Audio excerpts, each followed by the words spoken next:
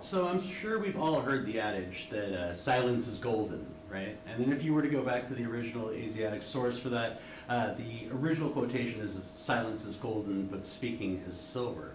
Now, in an oral communication class, we only get one lecture on this, but perhaps listening is the most important lecture out of this entire semester, because if you're not an effective listener, if you don't have the ability to grasp what another person is saying, to read nonverbal feedback loops, and to listen to what other people have to say about you as an individual, then you really don't have the opportunity to create a further conversation or to even learn about yourself when people disclose information to you. So today I'd like to take a second to talk about listening, and this is kind of an overview of what we're going to be going over today. So remember that listening is not just focusing in and listening to someone, but rather it's a collection of skills involving attending, concentrating, and receiving a particular message that's out there, learning it, understanding it, putting it back in your own frame of reference, remembering what another person has said, being able to create cognitive schemas and boxes where you can put the information about that individual into your own memory banks, being able to evaluate or critically think about information that is being presented to you to judge its merit, if you will, and then finally, of course, one of the most important parts, being able to respond back in a way that makes the other person feel validated, to continue a further conversation with them, to get your point across, or to make sure that you can further an interpersonal reaction with the other individual. Now, all of these stages aren't necessarily linear. It's not that you suddenly receive, understand, remember, evaluate, and then respond, right? Now, odds are you probably would be responding after you've gone through some panoply of these other objects that are up here, but remember, they can move back and forth. You might be in a situation where you need to critically think or evaluate a message before you even really accept it. You might just dismiss it on face, knowing that it's wrong information that's out there. Or you might remember something about a prior conversation that's going to influence the way in which you understand or receive the message, because maybe this is a cycle that that person's repeating over and over again. So remember that all of these sort of overlap with each other. We receive, we hear, we attend to a message, we understand it, we learn it, we decipher it, we ascribe meaning to it. We remember, recall it, or reframe it in our own personal cognitive schemas. We evaluate, we judge, we criticize information out there based on its merit. And then, of course, when we answer or respond to a person, we may give them feedback, but we've got to figure out the proper way to do that that makes them still feel validated as individuals. Now, when we think about listening, it's a very important skill. It's something that takes up a majority of our days. Time and time again, when we ask businesses, when we ask bosses, what's the number one thing you're looking for in an employee, they always say the ability to listen. And I'm sure even right now, as you folks are thinking about this, you probably have a friend who doesn't listen very effectively, right? Maybe they're one of those people who does the constantly giving you one back-channeling cue. Or maybe you got that one friend who always talks loud and makes you listen to what they have to say, right? Or maybe you have that friend who always talks about what they want to talk about, and they never get the opportunity for you to disclose information when you're chatting with them. All of these different speaking flaws are things that we can work on, when it comes to our ability to listen to another person and adapt our own messages. Now, some research that came out by Adler, Rosenfeld, and Proctor back in the early 2000s took a look at the average college student's life, right? So you folks going through your everyday college experience, what are you doing throughout the course of the day? Well, I bet you probably not many of you have read too much, but you should be reading about 16% of your day. Get that textbook, start getting into those pages. If you are in a writing intensive class like this one, for example, you might spend about 9% of your day writing communicatively. And odds are if you were back here on campus, you'd be talking with other people up and down the halls. You probably still are talking with your friends and family, but we spend about 30% of our day speaking. However, a majority of our day, 45% of our day, is spent listening. You're listening to everything, whether it be passively listening to music or the radio when you're driving to wherever you need to go, or if you're watching YouTube videos and actively listening in on something that's being portrayed on social media or any other internet archive that you're going through, or if you're just listening to someone in your family, your friends, or listening to a lecture in this particular situation. We spend a majority of our time listening, and this is why it's important. Unfortunately, we only get one lecture on this, but as part of an oral communication class, it's important for us to really parse out this 45% and what we can do to make it more effective. So let's go over some of these stages of listening. Well, first, there's receiving, right? So there is a difference between the biological process of hearing something go into your ear and being able to receive the actual message psychologically. So if you think about it, and from an anatomy perspective, we got pretty amazing ear canals, right? So we've got this eardrum, sound waves come in, vibrate off the drum. It's connected to those three little tiny bones. What is it, like the hammer, the anvil, and the stirrup?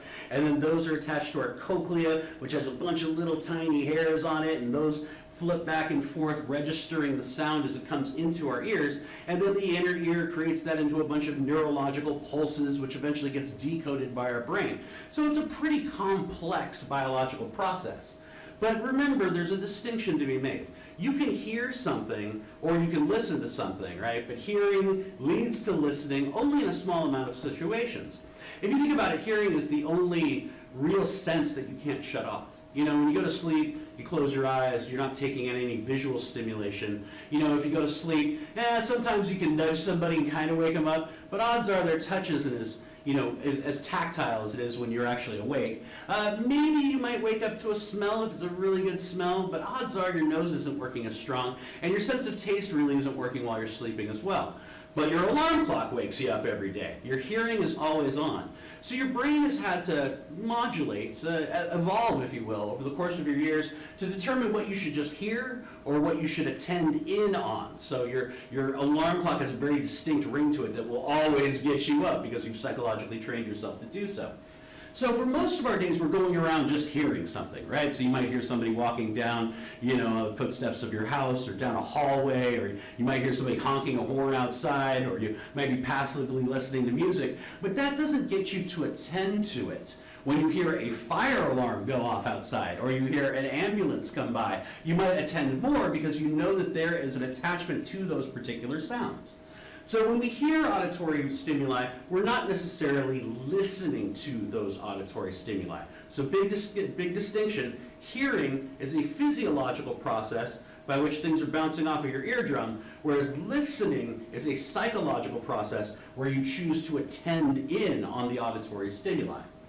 Now, how do we make this a more effective process? Well, when we're listening to somebody, so now we've got the auditory stimuli, we're focusing in on what they have to say, and we're attending to the actual message that they're putting forward, we should be more effective by listening for what is being said and then also what is not being said, right? Making sure that we are trying to create a complete picture from what people are saying and what they're not saying, because oftentimes what they omit is another important area that you could further a conversation with, or it could be a situation to detect whether or not somebody's being duplicitous or lying towards you.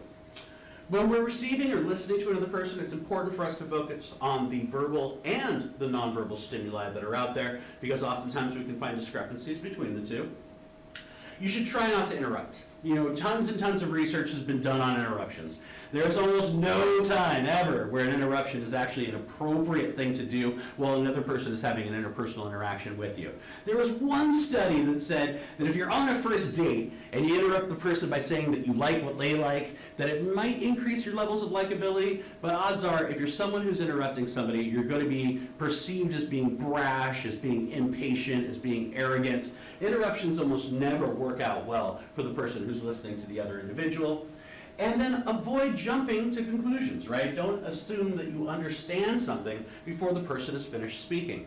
One of the problems with the human body is that the average person, speaks at a rate of maybe 100 to 150 words per minute. I'm a little bit faster, right? But our brain can comprehend information at around 400 to 800 words a minute. There is always a time lag between these. And the problem is our brains are working faster than the other person is speaking. And when that happens, we eventually start to jump to conclusions. So you need to always psychologically refocus back in on what a person is saying, making sure you're consistently attending into and receiving the auditory stimuli. Now, we've grabbed the actual stimuli that are out there. How do we compartmentalize it? How do we organize it within our own brains? Well, there's a process of understanding by which you're taking these auditory stimuli, you're focusing in on them, and then you're categorizing them into certain perceptual schemas that you have inside of your mind. So this is actually the true time where you are, quote unquote, decoding a speaker's actual message. So you're using the language, it's being translated back into the thoughts and feelings that are on your mind. So you're grasping the thoughts, and if you're a really effective listener, you're trying to grasp the underlying emotional tone.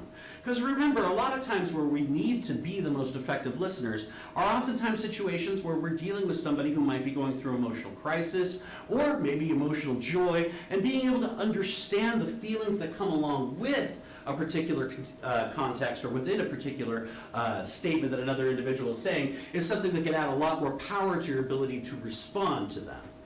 Now, this can be, of course, more effective if you relate the speaker's information back to what you already know, right? So if you've already got a cognitive schema about person X or experience Y, and you can relate that back and say, oh, that reminds me of da-da-da, or that reminds me of something you said, these oftentimes can give you more pathways for further conversation. You try to also put yourself in the other person's shoes. I think this is one of the biggest problems we have in today's society right now. We don't really get the chance to empathize with too many other individuals. If you really think about it, since we've been in lockdown or even in any kind of social media area, we are really limited in the emotional or empathic aspects of being able to communicate with another individual. I mean, at best, all we're doing is putting up a care emoji, right, or a heart to say that we like somebody. This is far, far different than being able to physically put yourself into their shoes, right? Well, actually mentally put yourself into their shoes so you can understand, sympathize, and empathize where another speaker is coming from. And then, of course, this will be the first step of what we call active listening, being able to paraphrase or repeat back in your own words what the other person is saying. And this is a very valuable technique that we'll get to in a little bit here. But this whole notion of being able to paraphrase what a person is saying and then facilitate that mutual understanding with them is something that's going to add a lot more power to your particular speech. Now, after we sort of compartmentalize the ideas and logic within our own particular minds, then we need to remember it. Because oftentimes if we can't remember what another person has said, then the conversation is going to come to a standstill. So effective listening requires remembering. You have to be able to think about what a person is saying, and not just repeating back the last 5 words that you've said to them. I'm sure all of you folks have got that friend who, yeah, so what was I just talking about? And they'll repeat back the last 5 words that you just said to them. This is not an effective aspect of being able to listen to somebody. If you've understood the message, compartmentalized it, paraphrased it in your own mind, then you should be able to remember a nice tidbit that you can bring back in further conversation. So you always want to make sure that you focus your ideas back down to the central ideas that the other person is talking about. You know, you want to make sure that you're not asking weird, extravagant, extraneous kind of questions that don't make any sense with regards to the average conversation. You know, I just couldn't believe it, right? It's like one of my buddies just got into a car accident, right? He get into a big car accident, and like my friends are asking the dumbest questions, right? Like, oh, what color was the car, right? Like, who cares what color the car was, right? Or what race was the driver, right? Like, who cares, right? Are you okay? You just got in a car accident, you know? So making sure that you focus back on the central ideas, what's actually happening in the particular situation. You also want to make sure that you organize it. Now, human beings really like to have nice chronological or topical or spatial structures in our minds, which we'll go over later on when we talk about speeches. But when you're able to organize what you hear into nice, usually chronological structures, this is what happens in somebody's past, this is what's happening to somebody now, this is what I might be able to help them with in the future. Giving that little organizational schema oftentimes can really help with regards to contextualizing a conversation within time and space. You want to make sure you unite new information with old information. So the new information that you're getting from the person should go back into your memory banks with the other schemas and the other ideas that you've had about that other individual from the first time that you've met them. And then, of course, if you are having a problem time remembering, kind of like me in my old age now, right? Making sure you repeat those names over and over again, or repeating those key concepts over and over again to yourself, even aloud, can add a lot more persuasibility and help it get into those old memory blocks, right? Repetition equals persuasion. Repetition equals persuasion. Repetition equals persuasion. Repeating something over and over again is going to create a stronger neural circuit when you're trying to remember that information at a later point in time. So I don't really advise that people jump to conclusions and judge things, but in today's day and age, we really have to turn on these critical thinking skills. There's so much false information out there. It is so easily accessible, and the fact that we now have sophisticated algorithms that are trying to enrage you on social media, through the internet, guiding your searches, taking you to information that is, demonstrably false, but still trying to get that inside of your heads just to get an emotional glint out of you. I think human beings can fight this. I think in my heart's heart that we all have critical thinking skills. We can question sources. We can question data. We can think of hypothetical scenarios. We have tools and skills that we can apply to situations. And it may be becoming more and more important in today's age than it was back in mine. So when I went to college, it was like, you know what? Go to the library. You go to the library, you look it up, you find out the real facts. It was all right there. But nowadays, with everything at our fingertips, it's so easy for someone to misinform us. It's pretty important that we start to develop some critical thinking and evaluating skills. So we all do judge messages that we hear. So whether it be one of your friends who's going through the same old breakup, the same old racket, and you're thinking the entire time, this is this dude's cycle again, right? Or this is this woman's cycle again. We might be judging people at an interpersonal level, but there's also factual data that's out there. I'm sure we can all think of a friend who's got some opinion about the COVID vaccine right now, some opinion about the election right now, some opinion about where the future of our country is going. But can we take apart each one of those messages and evaluate it on an actual case-by-case basis? So how do we evaluate more effectively? Well, first of all, you always want to listen to the end of what another person has to say. One of the saddest things that I think has been happening now is that people will show video clips and they'll cut off those video clips saying, oh, that person's a bad person. We listen to political pundits who say, oh, we cut into this or cut into that. And that is exactly what we not need to do. When we're evaluating a message, we have to hear the entire message. You have to listen to it in its context. You have to evaluate it as a full message. Unfortunately, I think in this amazing clickbait, sort of immediate instant gratification society, we oftentimes don't get to the end of a message. TLDR, right? That there's too much information out there. I didn't even bother to get it all in. So try to resist evaluation until you fully understand what a person has to say. You never know what their complete message is until you've listened to the entire message. And then second, there's a lot of research that has been done on what's known as the veracity bias or a truth bias. And there's some evolutionary psychologists that have made some arguments that we need to have a basic level of truthiness, right, that we give someone the benefit of the doubt from the beginning. And I think this is good for evaluating messages too. That if we immediately cut someone off or we immediately assume that the person is out to get us, we're not going to listen to whatever pearls might be within that particular speech or within that particular interaction. So I think that from a beginning point, whenever we're interacting with someone or listening to a speech or listening to a presentation, we should assume that that person has goodwill towards the audience, a basic level of ethos, right? Whenever you folks walk into every college classroom, you may end up hating the teacher by the end of the term, but at the beginning you should at least say, hey, we're going to give that teacher a shot, or I'm going to assume that they probably have enough education that they might know something about what they're trying to say. And then finally, and this is one of the hardest things, a problem of philosophy ever since the 1600s, the infamous fact-value split. That being able to distinguish a fact from an opinion is a very important skill that I think we really haven't learned or we really haven't looked at enough in today's society. Remember that facts exist in and of themselves, that this is a table, this is a PowerPoint presentation, these are all facts that are out there.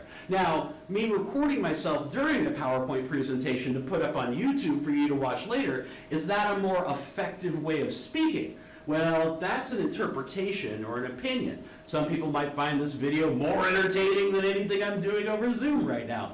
And some other people might be TLDR, right? So you might want to make sure that you distinguish the facts that are out there in the real world from the opinions about them.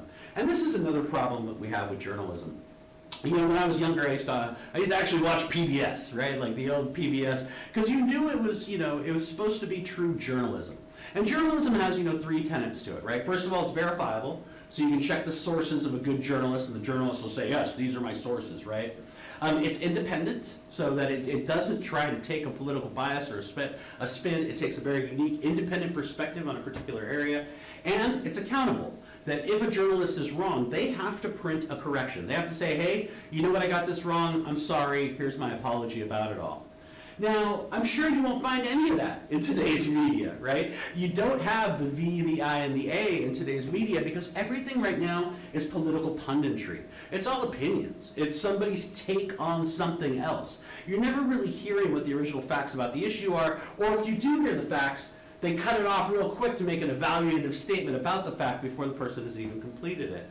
And this is really unfortunate, I think. I think now in our sensation-seeking, selective exposure world where we all just want that serotonin jump by hearing something that agrees with our own particular viewpoints, we've really gotten away from seeing a fact as a fact, being able to look at numbers, being able to look at observations, being able to engage in a scientific process of deduction to figure out what the real truth value or what a factual assertion actually is. Now people have got so much bias that we're not even really sure where the fact-value split lies.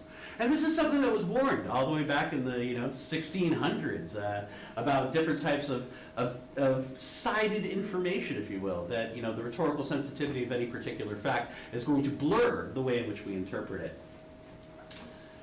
Finally, let's take a second to think about responding. So now we're in a situation, you've got the information, so it was just a stimuli bouncing off of your ear, but you've chosen to attend to it, right? You've received that, you're paying attention to it, you're starting to understand it, you're putting it into your cognitive boxes. You're starting to evaluate it. You say, okay, this is good information, I'm going to listen to what this person has to say. Now, how do you respond? Because this is a key aspect, because you can't further a conversation unless the other person feels validated in some kind of way. You need to make sure that you're listening to enough of their information, that you're providing meaningful feedback to the other person such that they want to continue that conversation with you. I don't know if you folks have got a couple of really good friends that really listen to you, where you start off and you have a conversation and it all comes kind of full circle by the end. You almost lose track of time because the other people are giving you appropriate responses and feedback that have given you multiple loops and multiple different directions that you can take the conversation. So what should we not do, right? Well, we should try to make sure that we don't use the same back-channeling cue over again, right? So this is the person who does the or yeah, that kind of thing. When one person is giving you one feedback loop that's just being over and over again, and it's not unique to your particular situation. So while the person is speaking, you want to give them a variety of back-channeling cues. You want to give them a smile here, or a head nod there, or maybe even a, oh, interesting, at a certain point in time. But you want to make sure you use a variety of different back-channeling cues to show that you're still focused and paying attention to the other person while they're speaking. And then after the person has stopped talking, so, we have this very intricate dance, and most of the time we don't really realize it, but usually when a person is speaking, they're not giving you much eye contact. They're talking around, blah, blah, blah, blah, blah, blah, and as they come to the end, that's when they give you the eye contact. That's your turn to speak. And with that turn-taking signal, it usually happens non-verbally, then you have an opportunity for you to engage in a paraphrase. What I'm hearing you say is this, this, and this. What I really think is interesting about what you just said is this. Oh, that's intriguing. I find it intriguing when you said blank, blank, and blank. You get the opportunity to give them back some of that information to demonstrate that you're in fact listening to them.